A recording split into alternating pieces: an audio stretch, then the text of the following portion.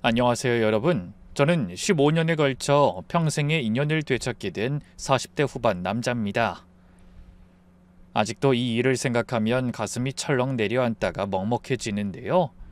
신혼여행에서 사라진 아내를 15년 만에 다시 만나게 되면서 제 인생에 겪을 수 있는 모든 일을 이 시간 동안 다 겪은 것 같아요. 여러분도 제 사연을 들으면 정말 현실에서 일어날 수 있는 일인가 싶으실 겁니다. 믿기 힘든 그 이야기 지금부터 털어놔 보겠습니다. 저는 대학 졸업하고 100군데가 넘는 곳에 이력서를 넣었어요. 대기업 입사는 벽이 높았고 중소기업에 입사해 2년차 직원으로 일하던 때였습니다. 그때 회사 워크숍에서 새로 들어온 신입사원들을 보게 됐는데요. 격리로 들어온 김수진이라는 신입이 있었어요. 그녀는 첫인상부터 남달랐습니다. 다른 신입들은 어색해하며 구석에 있었는데 밝게 웃으면서 선배들과도 자연스럽게 대화를 나누더군요. 워크숍 둘째 날 저녁, 회식 자리에서 우연히 수진과 마주 앉게 됐습니다. 선배님, 마케팅 팀이시죠? 앞으로 잘 부탁드릴게요. 뭐든 말씀하세요. 그녀가 먼저 인사를 건네왔는데 그 순간 심장이 빨리 뛰기 시작했습니다. 25, 첫사랑이 찾아온 거죠. 그 이후로 아내와 저는 급속도로 가까워졌습니다. 연애한 지 6개월쯤 됐을 때 아내는 자신의 과거를 힘겹게 털어놨습니다. 사실 저 고아원에서 자랐어요. 오히려 그런 그녀가 더 애틋하게 느껴졌고 제가 그녀의 가족이 되어주고 싶다는 생각이 들었습니다. 3년의 연애 기간 동안 수진이는 제게 완벽한 여자친구였어요. 다정하고 배려심 깊고 사람 챙기는 마음 씀씀이가 예쁜 사람이었죠. 야, 넌 진짜 복 받았다. 수진 씨 같은 여자 어디서 또 만나겠냐? 얼마 뒤에 우리는 결혼을 하기로 했고 모든 준비는 순조롭게 진행됐습니다. 그런데 결혼식 한 달 전쯤 이상한 일이 하나 있었어요. 예단 준비를 마치고 축하주를 마시던 중 아내가 취기가 올랐는지 미안해, 내 동생 수연아. 나만 행복해지려는 거 아니야. 정말 아니야. 갑자기 슬픈 눈빛을 지으면서 중얼거리는 겁니다. 며칠 후 그 이야기를 다시 꺼냈더니 처음엔 피하려고 하더군요. 수연이가 누구야? 너 고아원에서 자랐다고 했잖아. 가족이 있었어? 아니에요. 헛소리예요. 그날은 너무 취해서. 그러더니 한참을 망설이다가 고백했습니다. 사실 저한테 쌍둥이 동생이 한 명 있어요. 수연이. 충격적이었죠. 2년을 사귀면서 한 번도 동생 얘기를 안 했다니 말이에요. 뭐라고? 쌍둥이 동생? 왜 그걸 지금까지 숨긴 거야? 그 애는 절 싫어해요. 아니, 증오한다고 해야 맞을 거예요. 아내 말에 저는 더 당황했습니다. 어릴 때 저희가 입양될 뻔했는데 그 집에서 저만 데려가겠다고 했어요. 똑같이 생긴 일란성 쌍둥이인데 왜 본인만 그런 취급을 당하냐고. 어린 마음에 상처가 컸는지 그때부터 수연이가 절 많이 싫어했어요. 눈물까지 흘리며 말하는 걸 보니 마음이 약해졌죠. 그럼 같이 한번 볼까? 그래도 하나뿐인 가족인데. 오빤 절대 안 돼요. 무슨 일 생길지도 모르고. 제발 더 묻지 말아줘요. 결혼식에도 안 부를 거예요. 오빠랑 엮이게 하고 싶지 않아요. 뭔가 석연치 않았지만 너무 괴로워하는 모습에 더 이상 묻지 않기로 했습니다. 결혼식 당일 아침, 아내는 유독 불안해했습니다. 메이크업을 받으면서도 계속 휴대폰을 확인하고 대기실 문을 자꾸 쳐다봤죠.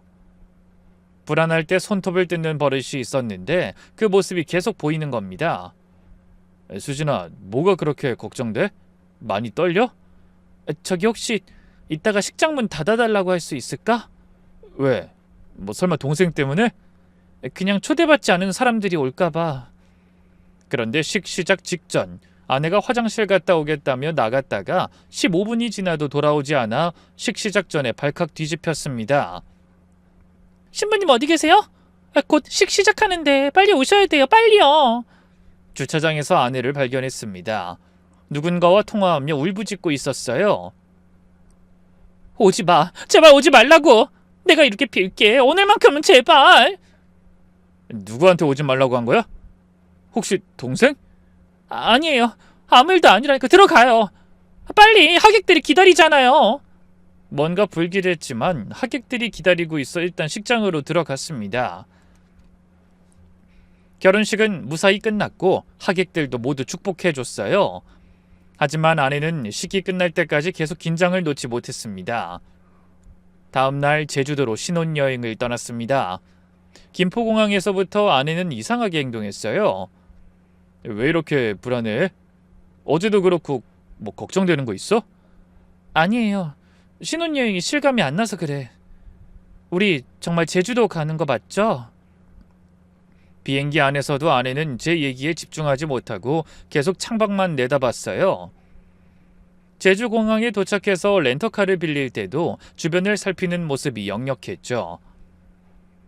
제주도에 도착해서 스위트룸에 체크인을 했더니 그제야 마음을 놓는 것 같았죠. 와, 바다 색깔 좀 봐. 너무 예뻐. 이런 곳에 내가 오다니 꿈만 같네. 저는 그 모습이 너무 사랑스러워서 뒤에서 꼭 안아줬어요. 첫날은 정말 날씨까지 우릴 도와주고 모든 게 완벽했습니다. 해안도로를 드라이브하며 노래를 부르고 유명한 흑돼지 맛집에서 저녁을 먹었죠. 밤에는 호텔 라운지에서 와인을 마시며 미래를 이야기했어요. 여보, 우리 아이는 몇 명이나 낳을까? 여보라니까 기분 이상해. 둘 정도? 아들, 딸 하나씩이면 좋겠어. 아이 이름도 미리 생각해둬야겠다. 난 우리 여보 닮은 딸 낳고 싶어.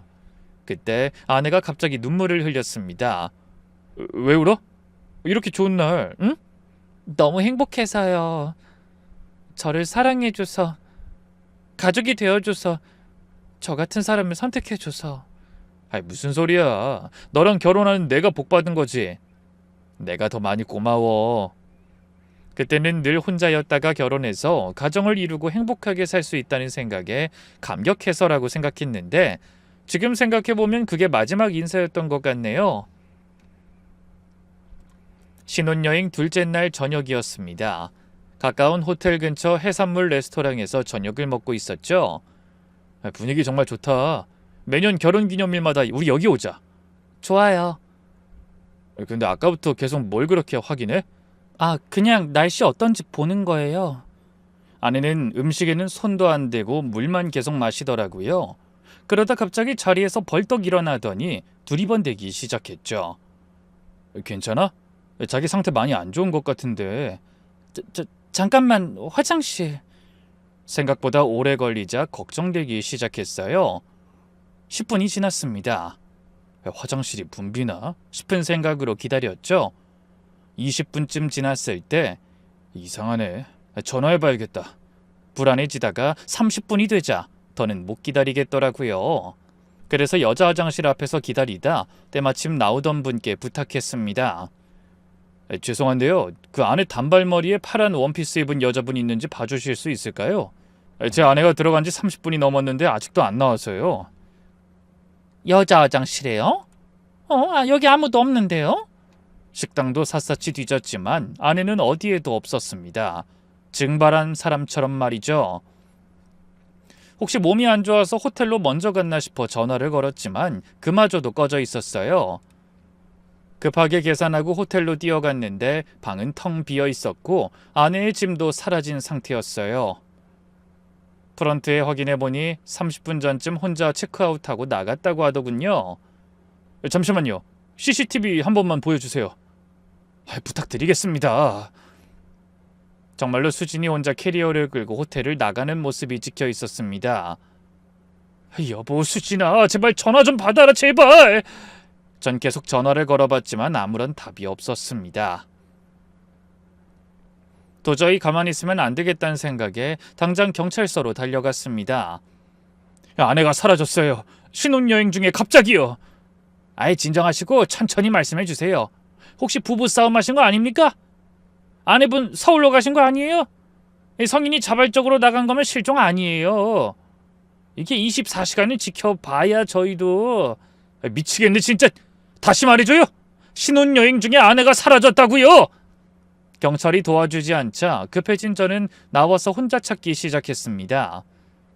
제일 먼저 공항으로 갔습니다. 혹시 일이 생겨 연락도 못하고 서울로 돌아갔을까 싶어서요. 오늘 저녁 서울행 비행기 탑승객 명단에 김수진 있나요? 제 아내예요. 신혼여행 중에 사라졌다고요. 제발 좀 도와주세요. 전 그때부터 새벽까지 미친 사람처럼 제주 시내를 돌아다녔습니다. 24시간 편의점, 카페, 식당, PC방, 심지어 병원 응급실까지 뒤졌어요. 그렇게 일주일이 지나자 경찰도 조금씩 수사에 나서기 시작했어요. 휴대폰 위치 추적을 했는데 신호가 안 잡힌다고 했고 신용카드 사용 내역도 신혼여행 첫날 이후로는 아무것도 없었죠. 은행 계좌를 확인해 보니 결혼 직전에 300만 원 정도가 인출된 게 전부였습니다. 회사에는 아내가 갑자기 아파서 신혼여행을 연장한다고 거짓말을 했어요. 결국 상황을 설명하고 추가 휴가를 얻어냈지만 2주가 지나자 더는 거짓말로 버틸 수가 없었습니다. 부장님, 사실은 아내가 실종됐습니다. 신혼여행 중에 갑자기 사라졌어요. 경찰도 제대로 안 찾아줘서 저한테 좀 시간이 필요합니다. 그렇게 한 달 동안 제주도를 떠나지 못한 채 전단지까지 만들어 돌렸습니다. 아내를 찾습니다. 김수진 28세 신혼여행 중 실종. 아내의 사진과 제 연락처를 적어 온 동네에 붙였어요. 몇 번 연락이 왔지만 장난 전화가 대부분이었죠. 그리고 밤마다 해안가를 뒤졌습니다. 펜션이나 민박집에도 집요하게 연락을 했고 병원 응급실도 매일 가서 확인했습니다. 최악의 상황을 생각하고 싶진 않았지만 확인은 해야 했으니까요. 다행히 아무 흔적도 없었지만 그게 더 불안했죠. 그때의 심정은 정말 말로 표현할 수가 없네요. 매일 눈을 뜨면 이게 꿈이었으면 좋겠다고 생각했거든요. 결국 아무 성과 없이 서울로 돌아와야 했습니다. 한 달 만에 들어간 신혼집은 지옥 같았어요. 아내의 흔적이 곳곳에 남아 있었거든요. 화장품, 옷장 속 그녀의 옷들, 욕실의 칫솔까지 모든 게 그대로였죠. 마치 아내가 잠깐 외출했다가 곧 돌아올 것처럼요. 회사에 복귀했지만 일이 손에 잡힐 리가 없었습니다. 동료들은 조심스럽게 위로했지만 동정과 의심이 섞여 있음을 느낄 수 있었어요. 이렇게 수근대는 이야기도 제 귀에 들리더군요. 정말 아내가 사라진 거야? 아우 진짜 불쌍하다. 계획하고 버린 거네. 솔직히 그게 말이 되냐? 숨겨놓은 다른 남자 있었던 거지. 그리고 가장 고통스러웠던 건 반대 끝에 제 결혼을 승낙했던 부모님께 이 모든 사실을 털어놓는 거였습니다. 한 달이 지나 처음으로 부모님 댁을 찾아갔습니다.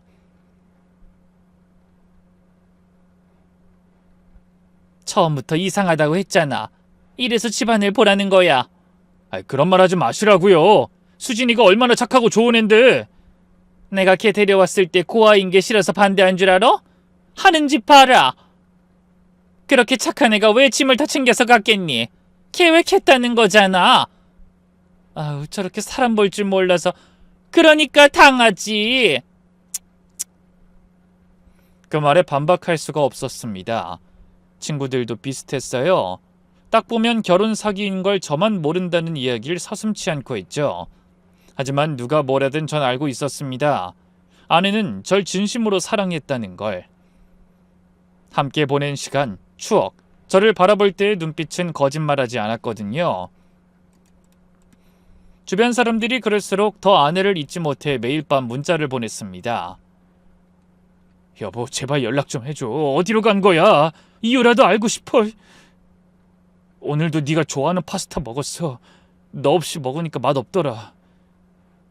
아무것도 묻지 않을게. 그냥 돌아와줘. 하루에 수십 통씩, 어떤 날은 100통도 넘게 보냈어요. 당연히 답은 없었지만 보내지 않으면 미칠 것 같았거든요. 아내가 사라진 지 6개월 후부터는 정신과 상담도 받기 시작했습니다. 의사는 심한 스트레스로 인한 우울증이라며 약을 처방해줬지만 별로 도움이 되지 않았어요.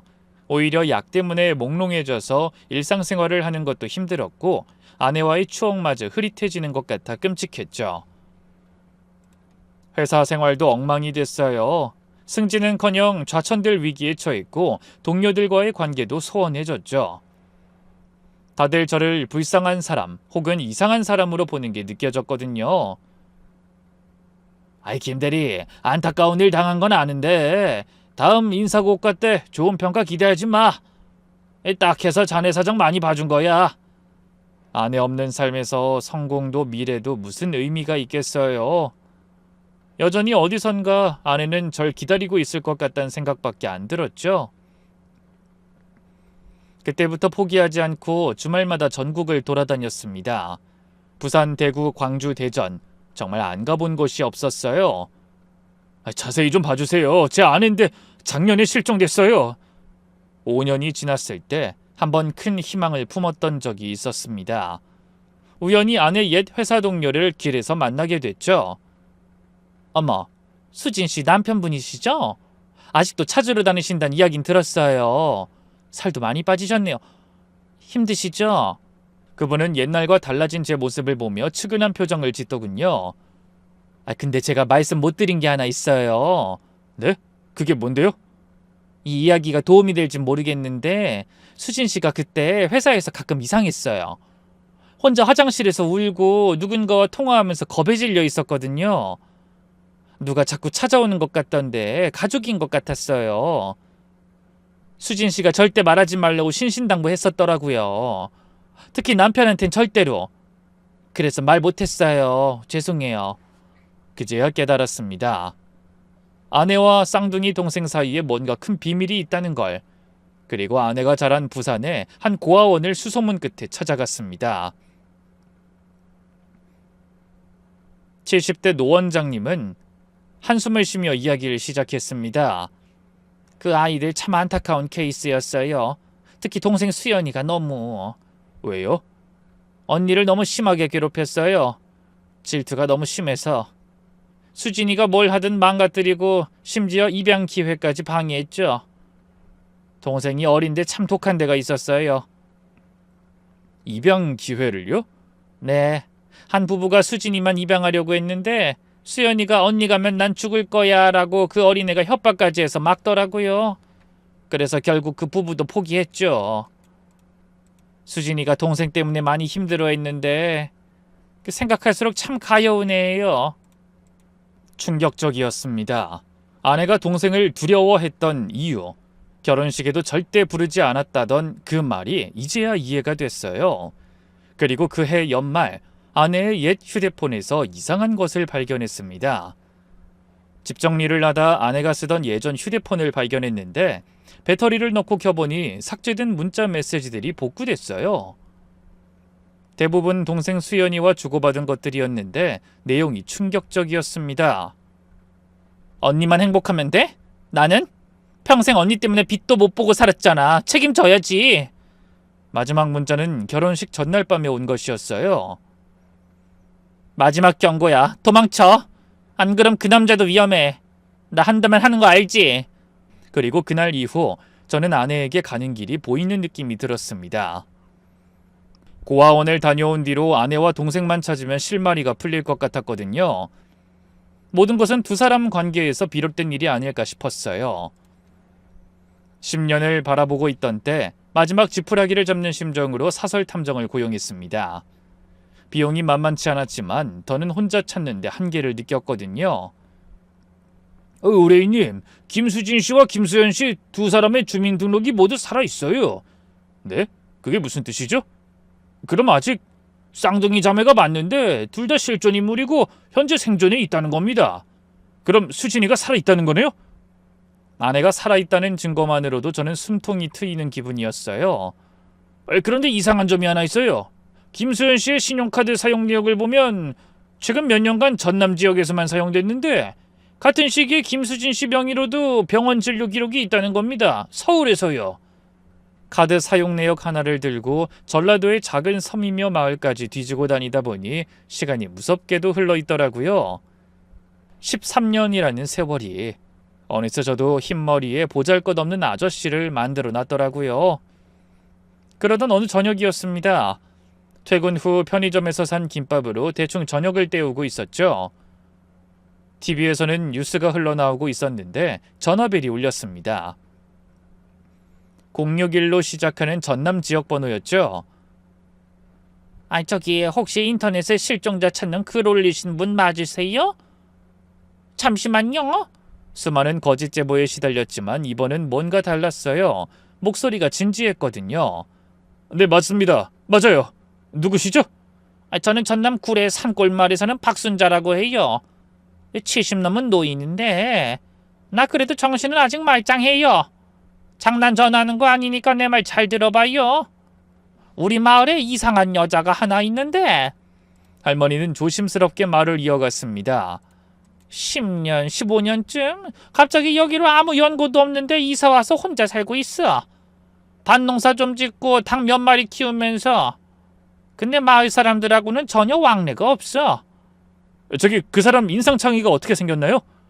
키가 작고 동그란 얼굴에 보조개도 있고 나이는 40대 초반쯤. 얼굴은 차마니 예쁘장하게 생겼지. 순간 숨이 멎는 것 같았습니다. 우리 손자가 인터넷 잘하는데 실종자 찾는 글이 있다는 거야.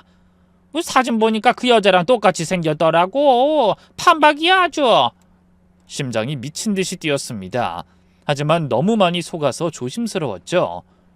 근데 좀 이상한 게 있어요. 우리 동네에선 뭐 무당이니 정신이 이상하니 소문이 흉흉하긴 해. 그 여자가 매일 새벽에 집 뒤 창고에 가서 한두 시간씩 있다 나오는데 뭐 본 사람들 말로는 거기서 누구랑 얘기하는 소리가 들린다나? 소름이 돋았습니다. 할머니, 그 마을이 정확히 어딘가요? 구례에서도 한참 들어가야 나와. 버스도 하루에 2번밖에 안 와요. 불러드릴게. 주소를 받아 적으면서 손이 떨렸습니다. 진짜 단서일지도 모른다는 생각이에요. 전화를 끊고도 한참을 멍하니 앉아 있었습니다. 그날 밤은 한숨도 못 잤습니다. 기다려온 순간이 드디어 온 것 같았거든요. 다음 날 아침 일찍 구례로 향하는 버스에 몸을 실었습니다. 구례에서 시외버스를 타고 1시간, 거기서 다시 마을버스로 갈아타고 40분을 더 들어갔습니다. 할머니가 말한 대로 정말 깊은 산골이더군요. 버스에서 내리니 작은 마을이 나타났는데 집이 20채도 안 되는 곳이었죠. 마을 입구 정자에 앉아 계신 할아버지께 앞서 들은 정보를 모아 묻자 바로 알려주더라고요. 그 이상한 여자 15년 동안 아무도 안 찾아왔는데 저기 빨간 지붕 보이지? 거기야. 산길을 10분쯤 올라가니 낡은 농가가 하나 보였습니다. 마당엔 닭 몇 마리가 돌아다니고 있었고 빨랫줄엔 여자 옷들이 걸려 있었죠. 집은 생각보다 커 보였는데 뒷편에 창고 건물도 있었어요. 그때 집 뒤편에서 누군가 나타났습니다. 순간 다리에 힘이 풀렸어요. 제 아내가 그곳에 있었어요. 머리는 전보다 더 길었고 얼굴엔 주름도 생겼지만 분명 제 아내였습니다. 수진아! 목소리가 떨렸습니다. 그녀도 깜짝 놀라며 돌아봤어요. 우리 둘이 눈이 마주친 순간 전 그녀 눈에서 공포를 봤죠. 기쁨도 그리움도 아닌 그야말로 봐선 안 될 걸 본 사람의 공포였습니다. 누구세요? 여기 어떻게 오셨어요? 그녀가 뒷걸음질 치더니 가까이 다가가려 하자 소리쳤습니다. 오지 마세요. 전 수진이 아니에요. 수연이에요. 김수연. 그 말에 멈춰섰어요. 수연? 쌍둥이 동생 이름이었죠. 이렇게 똑같은데 수진이랑... 아니에요. 전 수진 언니 동생이에요. 쌍둥이 동생 수연이라고요. 그럼 수진이는요? 그 사람 지금 어디 있어요? 그녀는 대답 대신 집 안으로 뛰어들어갔습니다. 문을 쾅 닫는 소리가 들렸죠. 전 멍하니 서 있다가 문을 두드렸어요. 수진아, 아니 수연씨, 잠깐만 얘기 좀 해요, 제발. 한참을 두드린 끝에 그녀가 문을 열었습니다. 얼굴은 창백했고 손은 떨고 있었죠. 정말 언니 남편이세요? 네, 맞아요. 14년 전에 신혼여행 중에 헤어진. 들어오세요. 할 얘기 있어요. 낡은 부엌에 앉아 차를 마시며 이야기를 나눴습니다. 가까이서 보니 더욱 아내와 똑같았죠. 하지만 차를 마시는 모습, 앉은 자세, 말투 보다 보니 모든 게 달랐죠. 왜요? 언니랑 너무 똑같이 생겼죠?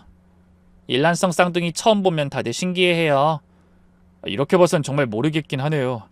아까는 미안했어요. 혹시 지금 수진이는 어디 있어요? 몰라요. 15년 전엔 잠깐 왔다 갔어요. 저도 그 뒤론 소식 몰라요. 제가 의심스러운 눈빛으로 보자 그녀가 한숨을 쉬며 말했습니다. 갑자기 연락도 없던 언니가 여기까지 찾아왔더라고요. 그것도 울면서요. 울면서요? 왜?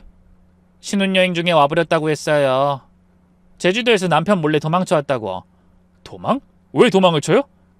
그건 언니가 자세히 말 안 했어요. 그냥 며칠만 숨겨달라고 부탁했죠. 말이 안 됐습니다. 아내가 저를 피해 도망칠 이유가 없었으니까요. 일주일 정도 있다 떠났어요. 남편한테 돌아가야 한다면서. 그래서 잘 간 줄 알았는데. 그럼 왜 안 돌아온 건데요? 연락 한 번 없었어요. 갑자기 사라진 후로. 그건 저도 모르죠. 그 후로 연락이 끊겼거든요. 언니랑 완전 남남처럼 살았어요. 그러니까 결혼식에도 초대를 안 했겠죠?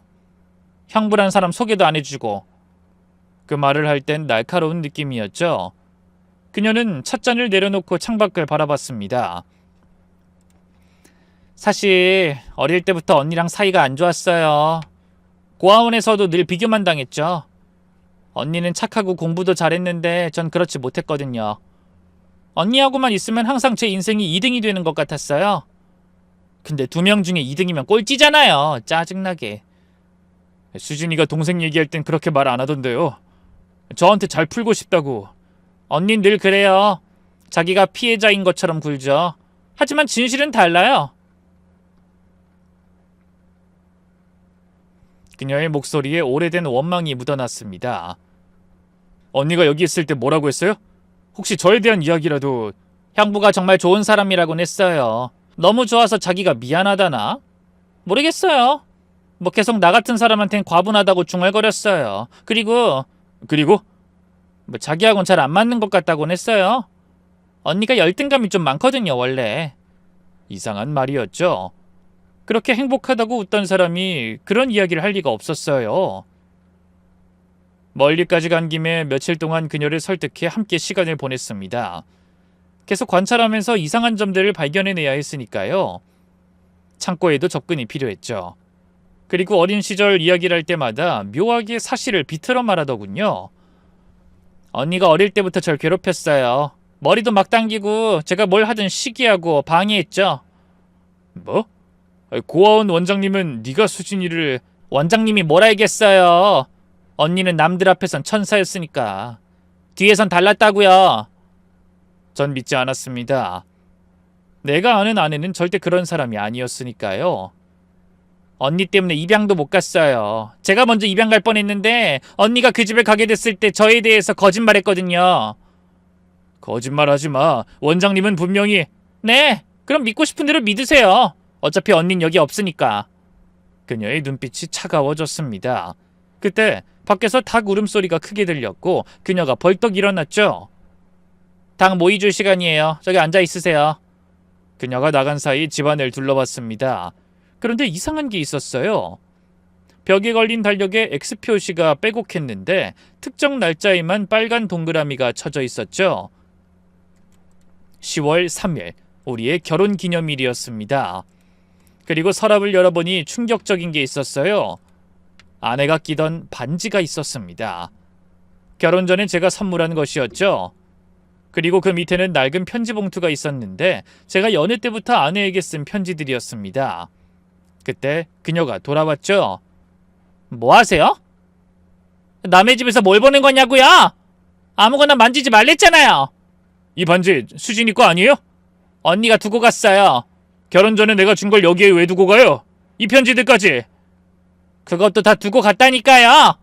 저도 버리기 못해서 둔 거예요. 하지만 그녀의 표정은 당황한 게 역력했죠. 수연씨, 뭔가 숨기고 있죠? 수진이가 정말 떠난 게 맞아요? 도망쳐 온 거 맞냐고요?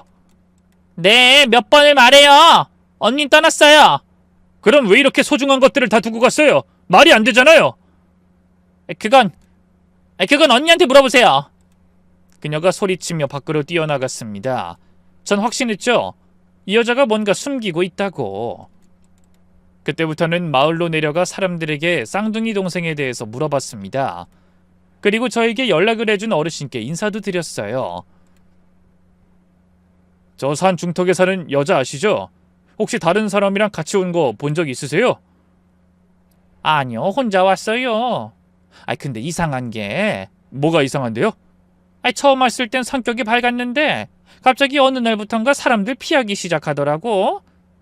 그 집 앞에 가면 성질을 내질 않나. 우린 무서워서 근처에 가지도 않아. 더 충격적인 건 옆집 아주머니의 증언이었습니다. 가끔 새벽에 비명소리 같은 게 들려, 그 집에서. 비명소리요?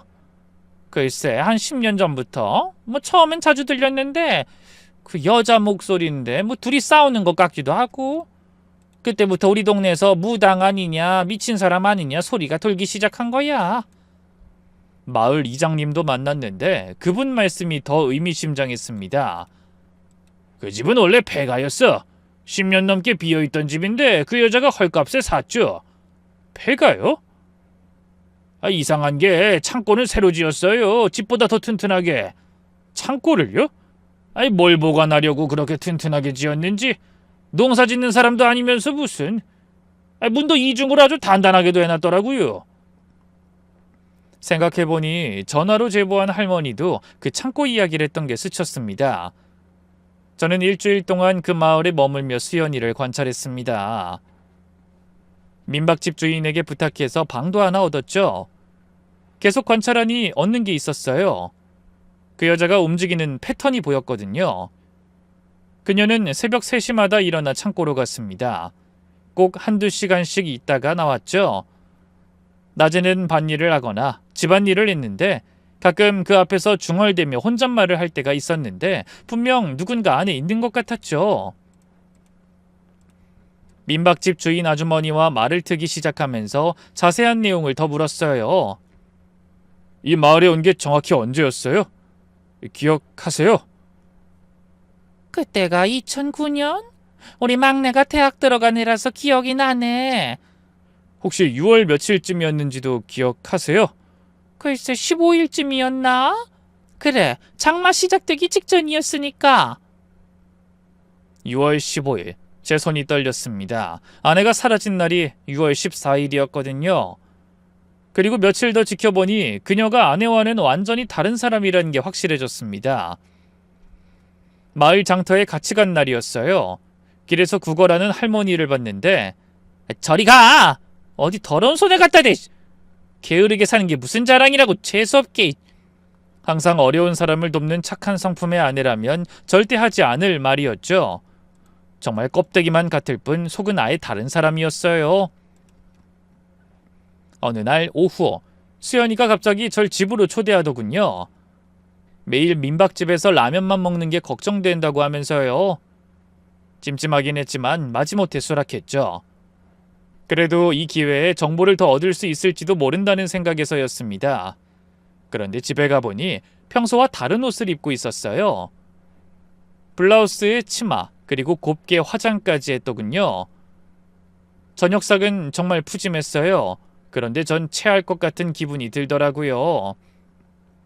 형부, 이것도 드셔보세요. 제가 오랜만에 솜씨발이 해봤어요. 식사를 하는 내내 아내의 자리를 대신하려는 듯한 행동을 했습니다. 제가 알아서 먹을게요. 이러지 않아도 돼요. 그동안 많이 외로우셨죠? 이런 거 해주는 사람도 없고 얼마나 힘드셨을까. 저도 알아요, 그 외로움. 그러더니 제 옆으로 가까이 자리를 옮겼습니다. 형부, 언니랑 저 얼굴 똑같잖아요. 이렇게 보고 있으면 구분도 안 되죠? 네? 지금 무슨 말을... 언니가 그렇게 그리우면 저를 언니라고 생각하셔도 돼요. 전 화들짝 놀라 뒤로 물러났습니다. 수연씨! 아니 처제! 그게 지금 무슨 소리야? 어? 14년이에요. 언니는 안 돌아와요. 이제 그만 인정하세요, 형부도. 대신 제가 형부 옆에 평생 있을게요. 언니보다 더 잘할 수 있어요. 저랑 이렇게 지내는 거 나쁘지 않았잖아요. 전 손을 뿌리치고 일어났습니다. 미쳤어요? 당신이 누군진 모르겠지만 착각하지 마. 난 내 아내 찾으러 온 거라고. 그녀의 눈빛이 이상하게 번들거렸습니다. 집착과 욕망이 뒤섞인 무서운 눈이었죠. 언니는 형부를 버렸어요. 하지만 난 아니에요. 난 절대 형부 떠나지 않을 거예요. 언니처럼 만들어줄게요. 아니, 언니보다 더 나은 아내가 되어줄게요. 전 경악했습니다. 그리고 수연이가 갑자기 울기 시작했습니다. 알아요. 내가 언니만큼 착하지도 잘하는 것도 없다는 거. 하지만 얼굴은 똑같잖아요. 언니 대신해줄게요. 뭐든지 원하는 거 다 해줄게요. 저 보면서 그리워해도 돼요. 그러니까 제 옆에 계속. 전 그 자리를 박차고 나왔습니다. 더 이상 들을 수 없었거든요. 밖으로 나오면서 확신했죠. 저 여잔 단순히 아내를 질투한 게 아니라 아내의 삶 자체를 탐낸 거구나. 어떻게든 좀 더 관계가 편해지면 창고에 들어가 볼 생각이었는데 더는 시간이 없다는 걸 알았습니다. 그날 밤 전 결심했습니다. 그녀가 잠든 사이 몰래 집에 들어가기로요. 새벽 1시에 조용히 집으로 다가갔습니다. 다행히 문은 잠겨 있지 않았어요. 시골이라 그런지 방범이 허술했죠. 거실을 지나 안방으로 들어갔습니다. 그녀는 깊이 잠들어 있었어요. 조심스럽게 장롱을 열었죠. 그리고 그 안에서 충격적인 것들을 발견했습니다. 우리 결혼 사진이었어요. 그것도 여러 장. 신혼여행 사진들도 있었고, 그리고 아내가 갖고 다니던 화장품이며 짐도 그 안에 그대로 있었습니다. 그걸 본 순간 머릿속이 하얗게 변했습니다.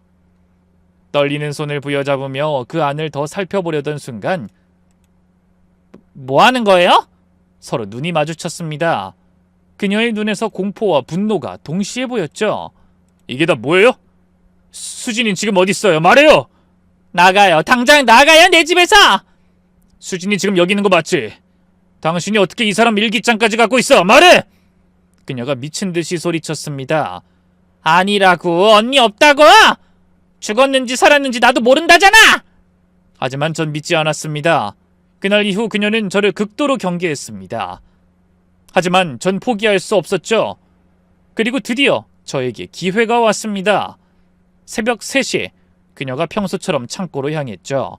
이번엔 뭔가 들고 갔는데 음식 같았어요. 그 뒤를 조심스럽게 따라갔습니다. 창고는 집에서 50m쯤 떨어진 곳에 있었는데 듣던 대로 정말 튼튼해 보였어요. 철문에 자물쇠가 2개나 걸려 있었죠. 익숙하게 자물쇠를 열고 안으로 들어갔습니다. 닫히기 전에 안을 힐끗 봤는데 어둠 속에서 뭔가 움직이는 게 보였어요.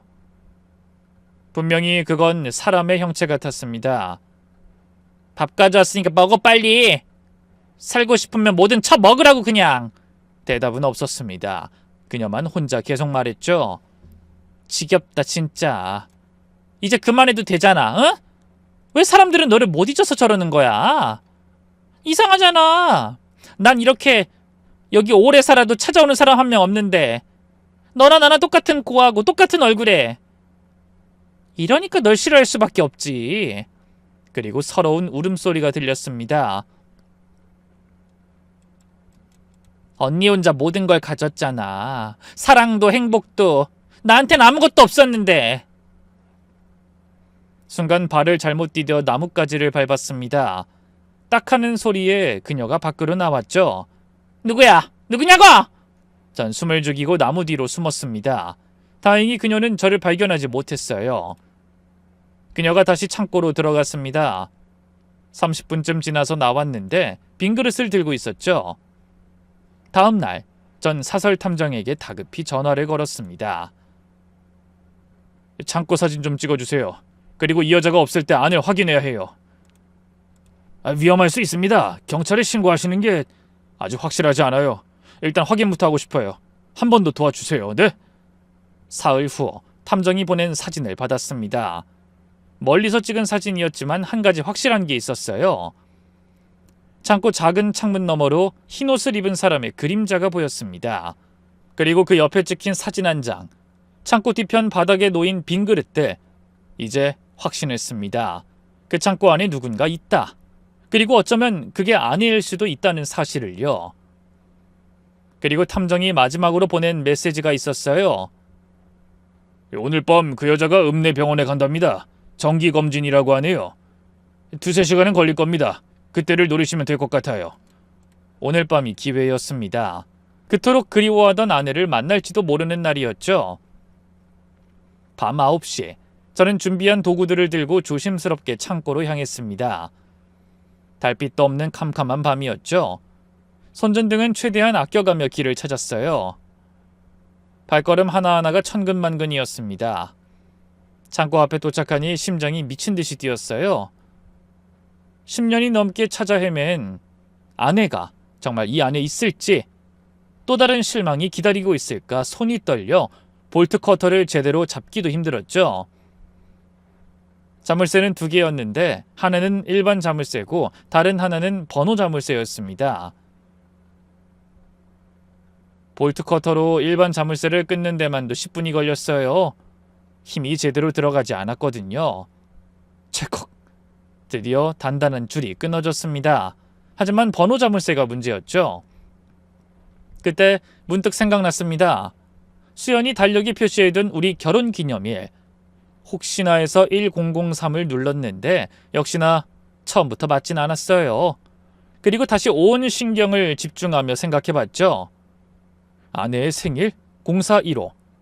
제 생일까지 다 넣어서 시도해봤지만 역시 아니었습니다. 그러다 떠올랐어요. 아내가 사라진 날 0614. 딸깍하는 소리와 동시에 자물쇠가 열렸습니다. 순간 온몸에 소름이 돋았어요. 왜 하필 이 날짜일지 열고 나서도 의문이 남아 있었습니다. 사실 번호 자물쇠가 열린 건 우연이 아니었던 것 같아요. 수연이는 어쩌면 누군가 이 문을 열기를 바랬을지도 모르죠. 죄책감에 시달리면서도 도저히 자기 스스로는 끝낼 수 없었던 일일까 싶었습니다. 저는 철문을 조심스럽게 열었습니다. 끼익 소리가 생각보다 크게 났어요. 잠시 멈춰서 주변을 살폈지만 다행히 아무도 없었죠. 손전등을 비추니 농기구 보관용 창고라고 하기엔 너무 잘 만들어져 있었어요. 그리고 창고 안쪽에 또 다른 문이 있었어요. 철문이 아닌 나무 문이었는데 밖에서 잠글 수 있게 커다란 빗장이 걸려 있었죠.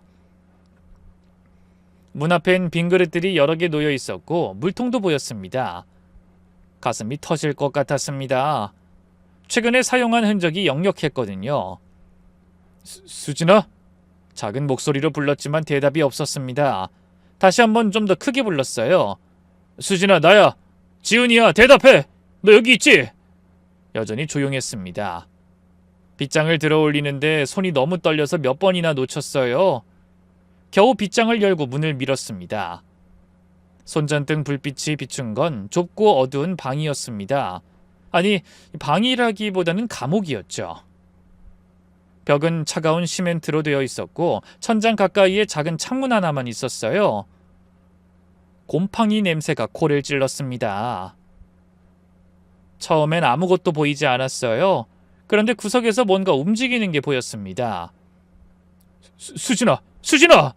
그 사람이 천천히 고개를 들었습니다.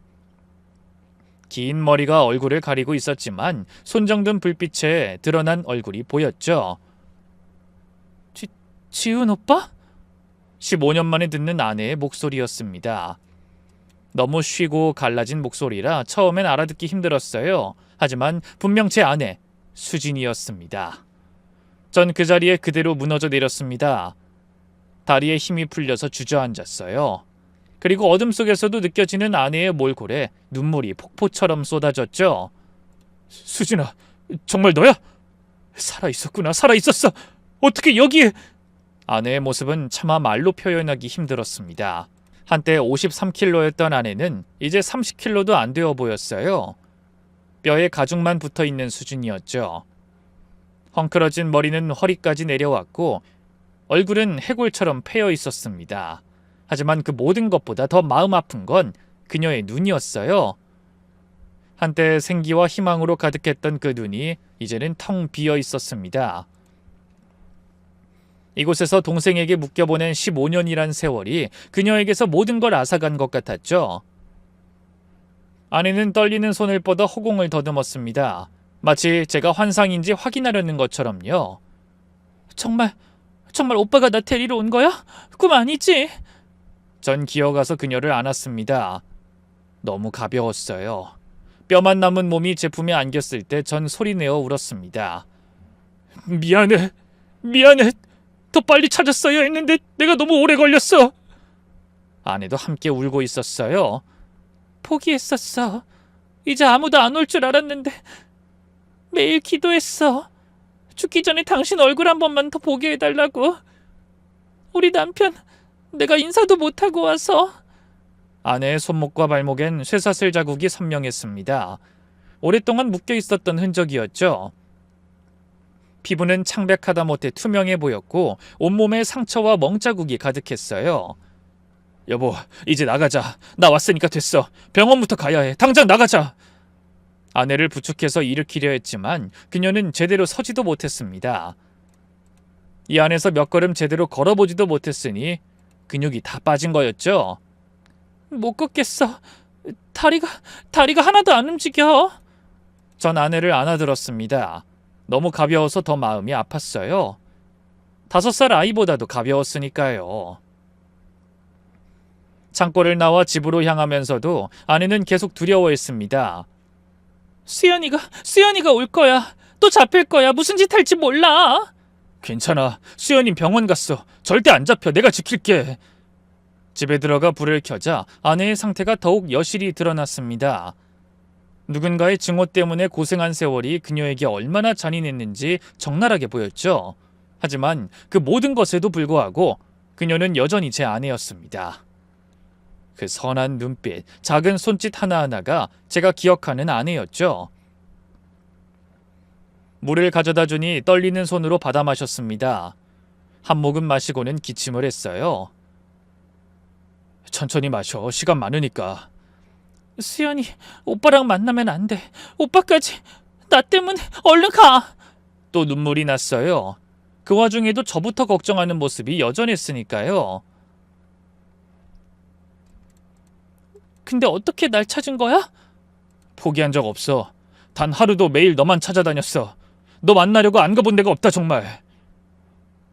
그래도 이렇게 만났으니까 됐어. 네가 나 기다리고 있을 줄 알았거든. 그렇게 떠날 사람 아니라는 거 난 믿었어. 아내가 믿기지 않는다는 표정으로 절 봤습니다. 지금까지 날 찾아다녔다고? 계속? 당연하지. 넌 내 아내잖아. 죽을 때까지 찾을 생각이었어. 그때서야 아내의 텅 빈 눈에 무언가 빛이 돌아왔습니다. 희망이었을까요? 안도였을까요? 고마워. 포기하지 않아줘서. 난 매일 미안했어. 말없이 떠나서. 아내는 조금씩 그날의 이야기를 시작했습니다. 대학 때 사귄 선배가 있었어. 좋은 사람이었는데 어느 날 갑자기 연락이 끊겼어. 나중에 알고 보니 그 선배 회사에 이상한 소문을 퍼뜨렸대. 결국 선배는 회사를 그만두고 지방으로 내려갔어. 그때부터 무서워졌어. 수연이가 진짜로 무슨 짓이든 할 수 있구나. 아내가 몸을 떨었어요. 그 기억이 여전히 고통스러운 모양이었죠. 아내의 고백은 계속됐습니다. 15년 동안 쌓인 이야기들이 본물처럼 터져나왔죠. 결혼 준비하면서 수연이가 더 이상해졌어. 언니만 행복할 순 없어. 나도 책임져야지. 이런 말을 하고 결혼식 날 아침에 사진을 보냈어. 당신이 출근하는 모습, 부모님 댁 다 찍어놨더라고. 지금 포기하고 나오지 않으면 자기가 무슨 짓 할지 모르겠다고. 소름이 돋았습니다. 그때 아내가 그렇게 불안해했던 이유가 이거였구나. 신혼여행 때도 계속 문자가 왔어. 잘 놀고 있네. 넌 웃고 있구나. 아기 낳을 생각 마. 난 당신하고 너무 행복한 미래를 그리고 있는데 수연이 문자를 보면 절대 그럴 수 없을 것 같다는 생각이 들더라고. 정말로 무서웠어. 수연이는 진짜로 할 애거든. 어릴 때도. 아내가 말을 멈췄습니다. 너무 끔찍한 기억인 모양이었어요. 고아원에서 고양이를 키웠는데 내가 그 고양이 정말 예뻐했거든. 근데 어느 날 죽어 있었어. 수연이가 웃으면서 말하더라고. 이제 언닌 나만 봐야지 하면서. 끔찍했습니다. 그런 동생과 평생을 함께 해야 했던 아내의 고통이 어땠을지 상상이 안 됐죠. 여기 와서 처음엔 잘해줬어. 같이 살자고, 여기서 조용히 지내자고. 나도 그게 최선이라고 생각했어. 당신은 안전하고 수연이도 만족하면 무슨 일은 안 생길 것 같아서. 그때가 떠오르는지 울기 시작했습니다. 일주일 뒤에 그러는 거야. 날 용서할 수가 없다고. 자기 버리고 혼자 좋은 사람 만나서 떠날 생각한 게 용서가 안 된대. 그러면서 이 창고에 가두기 시작한 거야. 언니가 행복했던 만큼 여기 있어라면서. 15년. 수연이는 정말로 그 약속을 지킨 거였어요. 미친 짓이었죠. 아내의 이야기를 듣고 있는데 갑자기 현관문이 열리는 소리가 들렸습니다. 어떻게 찾은 거야? 언니가 왜 나와 있어? 우리를 보자 그녀의 얼굴이 일순간 굳어졌다가 이내 무서운 표정으로 변했습니다. 수연이의 눈은 이미 제정신이 아니었어요. 죄책감과 광기가 한꺼번에 폭발하는 것 같았죠. 수연씨, 이게 뭔 짓이에요? 15년 동안 언니를 가둬놓고? 언니가 먼저 날 버렸어! 혼자만 행복하려고 날 두고 떠났잖아! 지만 살겠다고! 수연이는 이성을 잃고 뛰어다니더니 공구함을 뒤졌습니다. 손에 잡히는 위험한 물건 뭐라도 들고 같이 죽자는 신용을 또 하더라고요. 전 아내를 소파 뒤로 밀어넣고 수연과 대치했습니다. 진정해요. 내려놔요. 여기서 더 가면 정말 큰일 나요. 큰일? 이미 다 끝났어. 내 인생도! 그래, 차라리 이렇게 된 거 셋이 여기서 다 죽자! 그때 제가 미리 켜둔 핸드폰 녹음 앱이 모든 걸 녹음하고 있다는 걸 깨달았습니다. 경찰에 신고했어요. 당신이 하는 말도 다 녹음되어 있어. 감금, 납치, 협박, 최소 20년은 나올 거야. 당신이 한 짓 법이 알려줄 거라고. 수연이의 손이 떨리기 시작했습니다. 망치를 든 손이 점점 더 심하게 떨렸죠. 언니만 없었으면, 너만 아니었으면. 전 아내를 끝까지 보호하며 수연이의 손목을 잡았어요. 힘든 몸싸움이었지만 수연이도 긴 세월의 죄책감에 몸도 마음도 지쳐 있었는지 생각보다 쉽게 제압했습니다.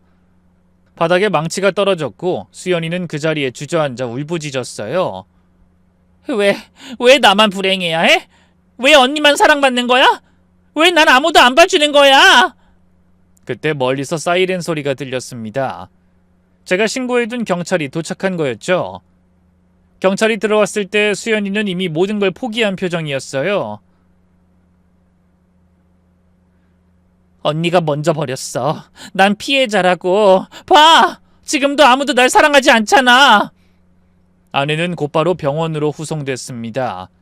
응급실에서 상태를 본 의료진도 충격을 받았죠. 대체 어디서 어떻게 사신 거예요? 이분 기적적으로 살아있는 거예요. 영양실조, 근육 위축, 비타민 결핍, 심리적 트라우마는 말할 것도 없고요. 하지만 아내는 강했습니다. 육체는 망가졌지만 정신력은 여전했어요. 살아야겠다는 생각밖에 없었어. 언젠가 당신이 찾아올 수도 있겠다 싶었거든. 수연이의 집을 조사한 경찰은 더 많은 증거를 발견했습니다. 아내의 신분증으로 만든 각종 서류들, 15년 동안의 일기, 그리고 충격적이게도 저와 아내의 결혼 비디오까지 있었어요. 그걸 보며 마치 아내가 된 것처럼 느꼈던 거죠. 저는 도저히 이 일을 동생이라고, 가족이라고 덮을 수가 없었어요. 재판이 시작되고 검찰은 이 사건을 단순한 감금이 아닌 인격살인이라고 말하더군요. 피해자의 자유뿐 아니라 인생 자체를 빼앗았습니다. 이는 살인보다 더 잔인한 범죄입니다. 수연이의 변호인은 정신질환을 이유로 감형을 주장했지만 15년 동안의 계획적 범행이 인정되면서 그 주장은 받아들여지지 않았죠. 법정에서 아내는 휠체어에 앉아 마이크를 잡고 단호한 목소리로 말했습니다. 동생을 원망하지 않고 살 겁니다. 하지만 용서할 수도 없어요. 15년. 저에게서 모든 것을 뺏은 그 시간을 돌려받을 수 없으니까요. 결국 수연이는 특수감금, 협박, 상해 등으로 징역 20년을 선고받았습니다. 선고가 내려지자 수연이는 법정에서 발버둥을 치면서도 끝까지 아내 탓만 하고 있더라고요. 언니가 날 버렸잖아! 그럼 내가 피해자지, 내가 왜! 하지만 아내는 돌아보지 않았습니다. 더 이상 그 악연에 매달리지 않기로 한 거죠. 지금 우리는 경기도의 작은 도시에서 평범한 일상을 찾아가고 있어요. 처음 1년은 아내가 밖에 나가는 것조차 두려워했는데 요즘은 하루도 빠짐없이 산책을 함께 다니고 있습니다. 이제 우리도 중년이라는 나이에 접어들어 그때의 풋풋함은 없지만 이 나이에 신혼처럼 알콩달콩하게 사는 것도 큰 행운인 것 같아요. 남은 인생은 이런 평범한 행복들로 가득 채워줄 겁니다. 그럼 오늘도 사연을 함께 해주신 모든 분의 건강과 안녕을 빌며 이만 인사드리겠습니다. 감사합니다.